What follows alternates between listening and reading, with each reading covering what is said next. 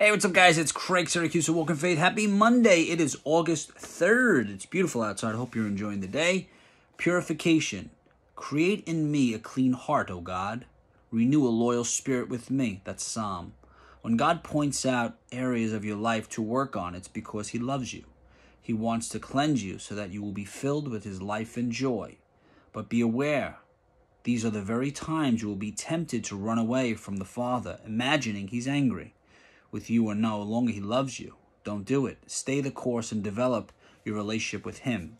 Because it is when you're willing to sit before the Lord and allow Him to expose your heart that your life is transformed. He prunes whatever isn't spiritually edifying from your life. So whatever He brings to your mind today, the best thing you can do is admit it, confess it, and repent. That's a sure way to keep your sweet fellowship with the Father alive and healthy. Friend, don't ignore God or rationalize your actions, because that will only stymie your growth.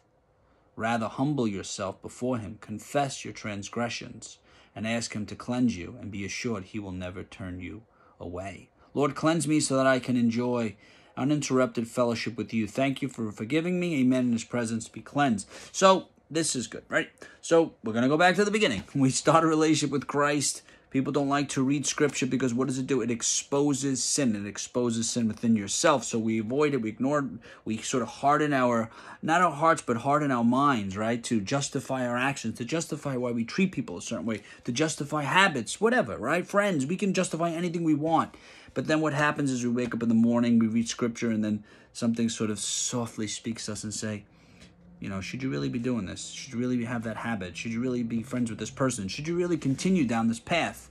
And then what we do is we ignore it, we push it aside, and then we don't want to build a relationship with Christ because it exposes inadequacies in ourselves. And then we say to ourselves, like, well, this is difficult, right? It's easier to live a life of sin than to live a life or a relationship with Christ. Or it's even easier to justify your actions or compare yourself to somebody else and say, well, I might be doing this, but this person's even worse than me. Or even the worst thing you could do is say, God will never love me because of my sins. All of that is wrong. What you need to do is read Scripture, develop a relationship with Christ. As you develop that relationship, as you read Scripture, sins will be revealed within yourself. Then you stop and you say, okay, God, I need help. I surrender them over to you. I repent. I turn away from those sins.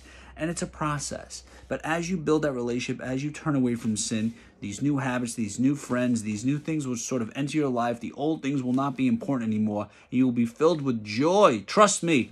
Read some Scripture. And remember, guys, always remember, you have the ability to inspire and evangelize through your words and actions.